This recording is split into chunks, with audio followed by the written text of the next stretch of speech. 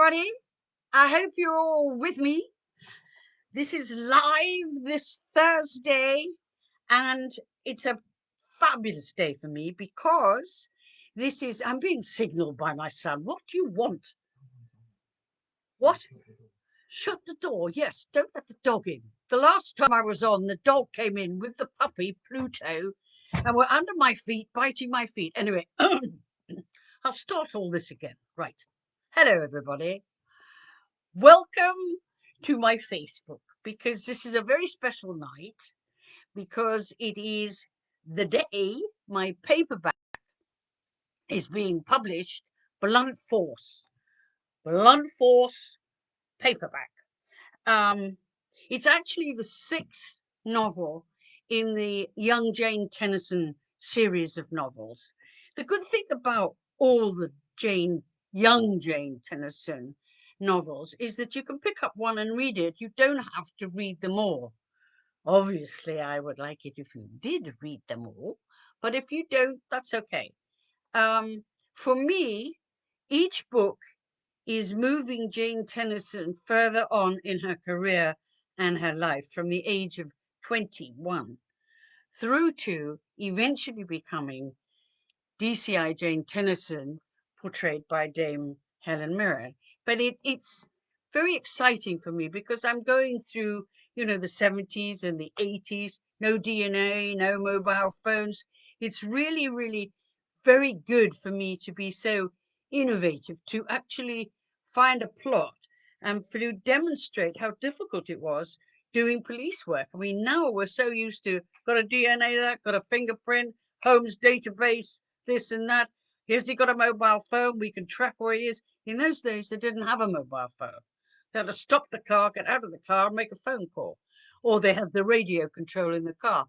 But Blunt Force is quite special because I had such a ball writing it. Because, for years and years, I was a hardworking actress. And when I mean hardworking, I was doing repertory tours, you name it. I was schlepping around as an actress, TV, back on the stage, TV, back on the stage.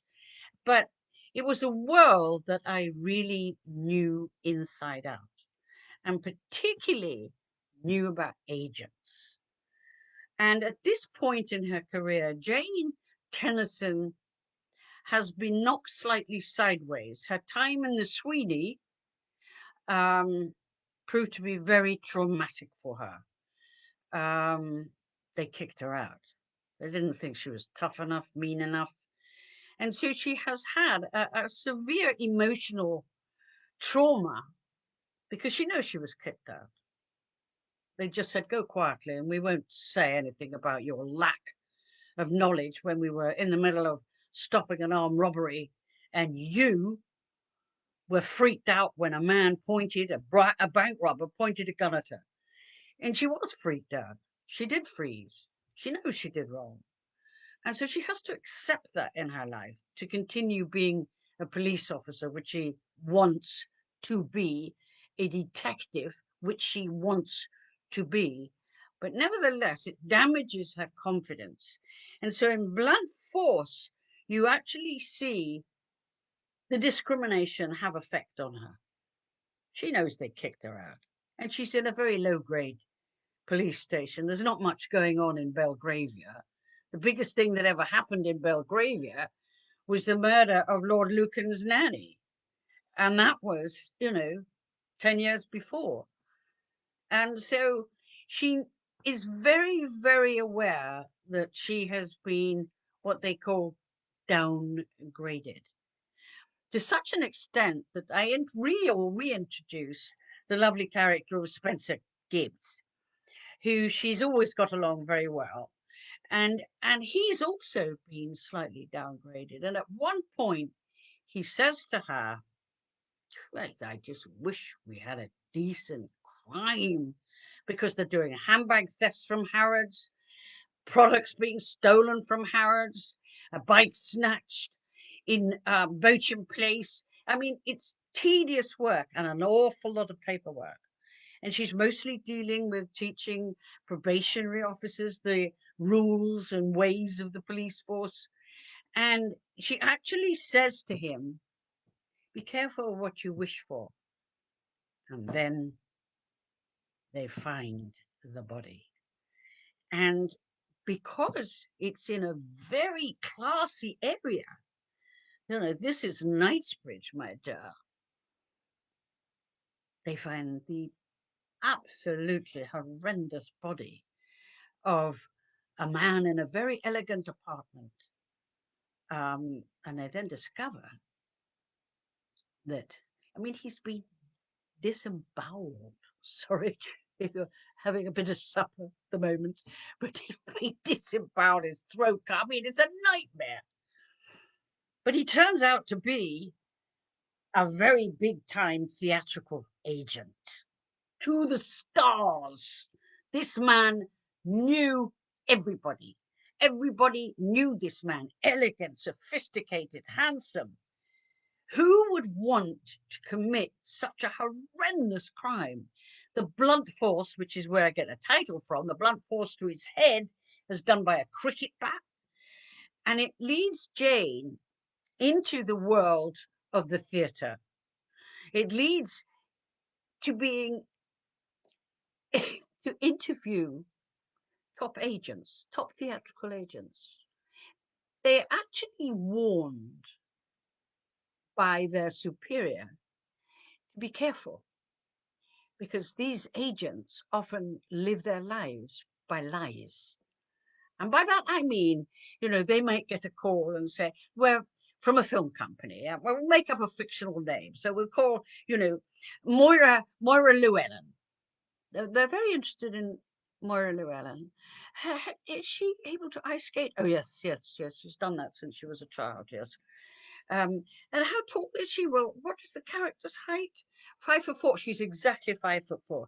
They are selling their artists, and they are very capable of lying, and even more capable of hiding the truth when you have two detectives inquiring about the top man at the agency. Who would have wanted to kill him? Did he have enemies?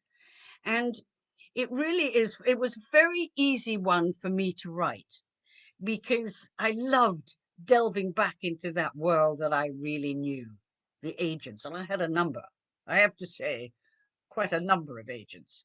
A lot of them are not very good.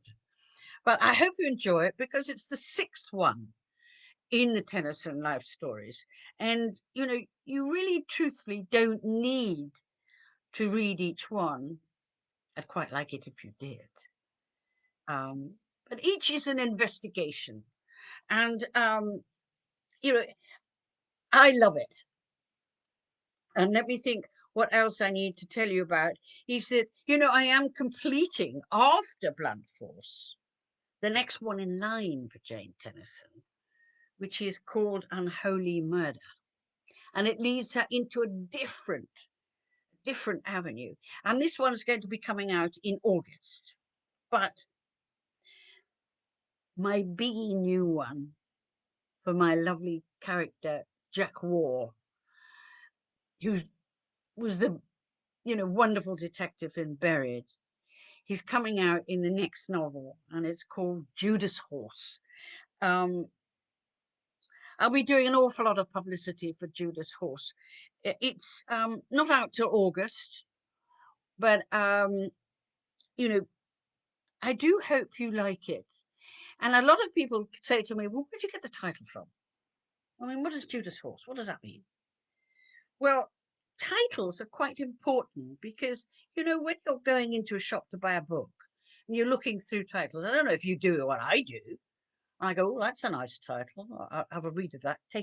It's what will make you take a book off the shelf. Judas Horse was a name that kind of hit me when I first heard it. I was out in Colorado, and I was in a tour bus. We got off and we were looking around a ranch, and one of the guys was explaining to somebody else about a Judas horse. And I said, excuse me, as I want to do, I said, excuse me, can you tell me, what is a Judas horse? Judas horse is when they rope in, because the wild Mustangs, I mean, I think there's 250,000 wild Mustangs across America, but they do have to corral them occasionally to test for medical reasons, pregnancies, if they even have enough feed. And he said they corral usually the main stallion on a wild herd.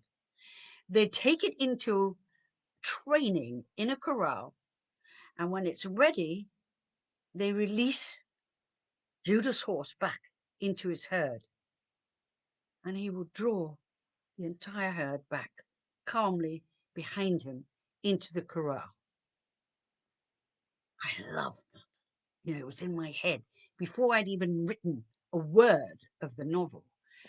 But then I thought, something that's really interesting to me is that they don't use the word supergrass so much nowadays. Informants. And because everything is so electronic now, mobile phones and computers and internet, they don't really use the word supergrass, but it used to be very, very important in the criminal world. And what the police would do is, if they got a whiff of a big bank robbery going down, they'd pull in one person, break him, basically, and they want him to go back into the gang, keep up the face that he's part of it. He gives names, times, dates, the planned heist, and so the police pick them up. A very famous one, when he was giving evidence at the trial, there were, I think, 6 men arrested for this robbery via the supergrass. And when he was giving evidence, the 6 guys in a lineup in the dock began singing, "We'll meet again, don't know where, don't know." It was very, very chilling. And so I suddenly thought about all the robberies that have been going on. We had the Wimbledon Prowler. For years, this guy was beset with robbing everybody in Wimbledon and beautiful homes. He was absolutely causing havoc. And I thought, what if you move a spate of robberies to a really wealthy area? So I chose the Cotswolds, classic area. There's people that have their weekend or summer houses there, very rich. And then the burglaries start. And so Jack War has got to find his Judas Horse, i.e. the informant, and bring him in. Anyway, that's not due out till August. But I do hope you like it. And I'm just, ready to kind of answer some of your questions. I'm just having a gin and tonic too, because it is Celebration Day. Publication, paperback, blunt force. All right. On to the questions. Right. We have from Edward Brasher on Facebook. He says to me, do you have a routine when it comes to writing? Quickly has a sip of the gin and tonic. I do have a routine. I get up, have breakfast, walk the dog. Now, this is around 6:30, 7 o'clock. Sometimes it's earlier, sometimes it's a bit later. But I hit work time as soon as I get back. Unfortunately for my health, I can often work 10, 12 hours. I have to stop myself. I get so excited when I'm writing because I love it. I mean, at the moment, my publishers, I think, are getting a really kind of big white flag to say, Lynda, will you stop writing? Hold on, we're just publishing the paperback of Blunt Force. Then comes Judas Horse. Wait, because I'm almost overlapping myself. I love writing. But at the same time, before that energy level kicks in with me, I have to do the research. I have to get the plot and the characters. I love the characters. Sometimes I can meet somebody on my walk and there'll be a character. So that's my routine. It's non-stop and has been during lockdown every day. I've never stopped. Every single day. Sometimes I need to take a couple of hours break, and that is when I go and have a look at afternoon TV. But that gets exceedingly tedious, you know. There's so many adverts for funerals, insurance. Oh, I've just got a life insurance policy for my wonderful husband. You think, oh, or the funerals. You know, they seem to be a glut of funeral adverts for afternoon TV watching. I don't want anything, you know, really tough to watch. I just want, so I've been watching a few Midsummer Murders, bit of old Morse, but you know, it's quite disturbing because I'm 3/4 of the way through a Midsummer Murder and I think, I've seen this before. I know the plot. Anyway, that's my writing schedule. Research, research, research. Start writing. Kick in. I can't stop. I mean, I really do damage to my neck because I'm hunched for hour upon hour, talking away to myself. But I do love doing it. Can't stop. White flag. Lynda, please stop writing. Okay, next question. When did you start writing? Reality is, although I've never actually considered it, but I was always writing as a child and never really thought about it much, but I was always writing. My father used to have a little folded piece of paper with some play that I'd done, and it was so badly spelt. I mean, there was no thought in his mind, my daughter's going to be a writer.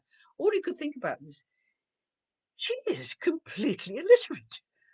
You know, she's in a private school for education and she can't write. What good? She spelt Mickey Mouse wrong. So when I did the Melvin Bragg South Bank show, my parents were also interviewed. And Melvin asked my mother where she thought the darkness came from. Why did I have this, you know, need to write crime novels? And my mother, who in reality actually queried who wrote Prime Suspect. And I mean, a couple of times she said, did you write it all by yourself? Really? But if the football was on, my mother wouldn't watch anything that I'd written. So when Melvin Bragg asked my mother, where did she think this darkness came from? She said, well, she was always a devil with a pair of scissors. And Melvin Bragg, you know, his jaw dropped. He didn't quite know what to say. And they cut the screen quite quickly. But the reality was, when I was a little girl, I was a nightmare with scissors. They had to hide the scissors in the house, all over the place.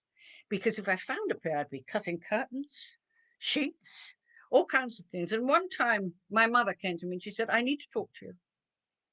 Your grandmother, and my grandmother was living with us at the time, your grandmother's ball gown, her very important gown that she wears for the Women's Institute, has been damaged, and I would like you to come into her rooms to discuss it with her. There was this black lace long gown, which had a kind of probably a silk lining, and then on the top was black lace. And it was full of holes, very large holes, where I had obviously been with the scissors.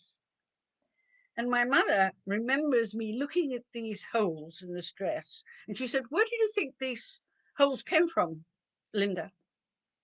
And be truthful. And apparently I looked very carefully at these holes. And then I said, I think the wardrobe is infested with moths. They also found on most of my dolls little black lace hats or a black lace dress. And most of my poor dolls had no hair because I cut it all off. And I remember one Christmas, my poor sister said, please don't take my doll. Because, so, to start writing was strange because I'd been an actress for so long. But obviously, underneath everything, at some point in my life, there it was. And one of the biggest moments and severest punishment I got was when my mother received a phone call from, I think her name was Maxine, her mother. And she rang my mother to say, is Maxine with Lynda? Because we are at the local church hall. We're doing a production of Carousel. And I had the skip with all the costumes ready for the dress rehearsal tomorrow. And half the costumes have disappeared. And my mother said, well, what I'll do is I'll just go out to see Lynda. I think she's in the garage. My mother opened the garage door to see me with my troop of friends in cut down costumes. I'd cut the sleeves off because we were small, you know, tiny kids. And my mother said, where did you get those costumes from? And I said, oh, Maxine's mother. My poor mother spent the night with Maxine's mother, sewing back all the hems and the puffball sleeves, everything. And I got such punishment. I was trapped in my room for days on end. But, you know, it just shows there was something all those years ago, writing, producing, and it didn't actually come out from me until Widows, when I wrote Widows. I'd never throughout my entire acting career thought, oh, I've got to be writing. In reality, it was, I was getting bored with the parts that I was offered. You know, I thought, I'm going to write myself a killer of a part. Of course, when it came to the point of which part I was right for in Widows, I'd written myself out. I never acted again. Strange when you think about it. All those years, you know, training at RADA, National, Stratford, you name it, I'd been at Coventry, Birmingham, Liverpool rep, acting. And then, bang, not interested. Because the joy of writing was so immense. I loved it. So on to the next question, which is that this is from Debbie Felton on Facebook. And she says, I know you've spoken to a lot of prisoners over the years for research. Have you ever heard a story so shocking that you felt haunted by it? Wow, Debbie, an awful lot. You have to keep your face straight. I can't look shocked. You know, I want information. And I learned, because I've been an actress, you literally listen and go, wow, did you do that? Amazing. But there was one time when I was quite shocked, and I was visiting prisons and encouraging prisoners to write and doing story writing kind of sections with them. They'd come out of their cells, and there were sometimes 10, sometimes 12 prisoners, and I was encouraging them to write. I mean, a lot of them I knew just wanted to get out of their cells for a time. They didn't really care about writing. But one time, and it was up north, prison up north, tough prison, and just need a sip, hang on. I was selecting the stories, and one was particularly good, very well written.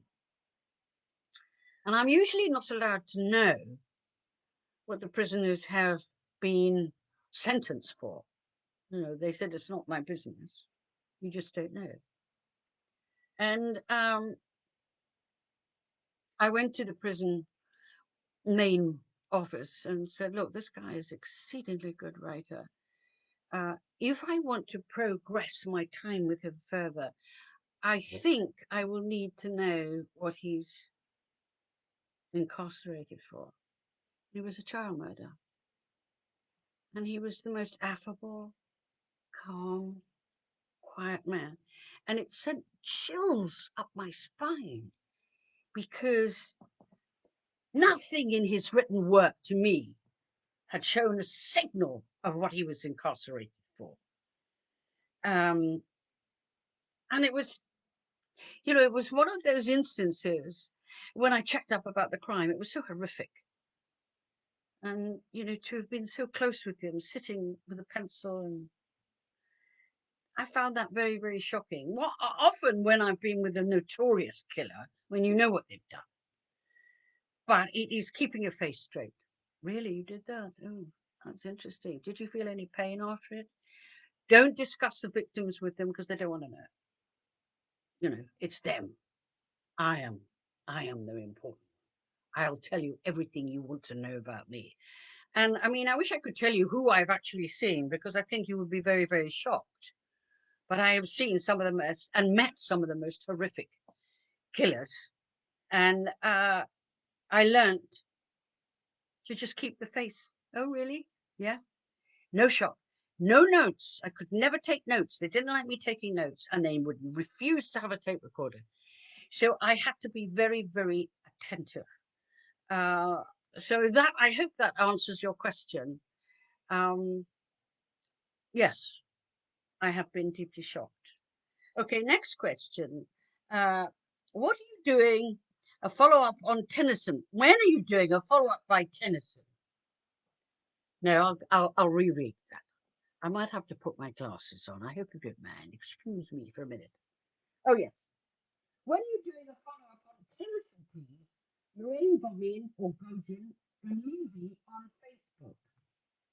Well, Lorraine, Blunt Force. Is that the Tennyson you're asking? Because Blunt Force is coming out, and I'm already editing the next book in Tennyson's life called Unholy Murder.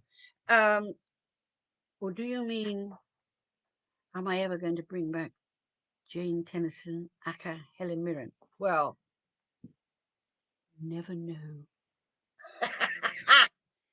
There may be a possibility at some time in the future. And you didn't hear it from me. Gossip. Okay, what's the next one? If you could have a dream job, what would you do? This is from L. Harris on Twitter. My dream job would be with animals. Big cats, lions, I'd be a zookeeper. I'd like to start very, very young as a zookeeper. Also, to then train as a big animal veterinarian. Those cats I can watch, tigers. Oh, I'm obsessed by them. I hope that answers it. It may sound a bit odd. What does a crime writer want to be? Well, in a zoo. I also love Monkey World. I watch that. That's one of my favorite programs with the chimps. I wouldn't mind working in that. But, you get to a point in your life, you think, well, at my age, I don't think they'd even want me to be mucking out. But that would have been my job.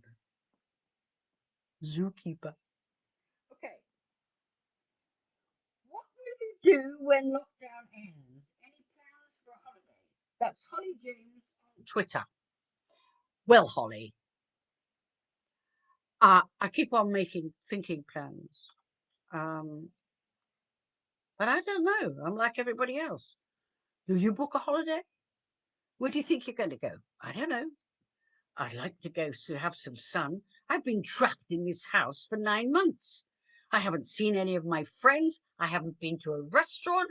I have been stuck here working day in, day out. The only people I see are my son, his girlfriend, and their lunatic puppy. God, he's a whippet. Pluto. They're the only people I've seen for 9 months, apart from grocery shopping in Asda. That's what I've done. Walk in the park, grocery shop, and home, and write. Thank God.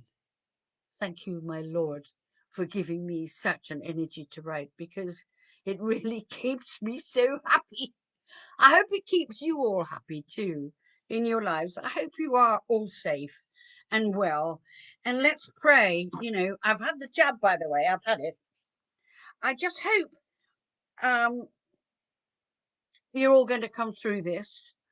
And at the same time, pick up the paperback of Blunt Force and not be able to put it down. Thank you for being with me. And remember that after Blunt Force comes Judas Horse.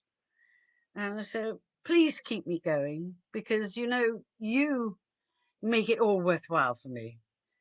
If you didn't go and get my books, then I wouldn't be here talking to you tonight. So I actually want to say a huge thank you. And may you all stay safe and happy and get ready to rock and roll. God bless you all. Bye-bye.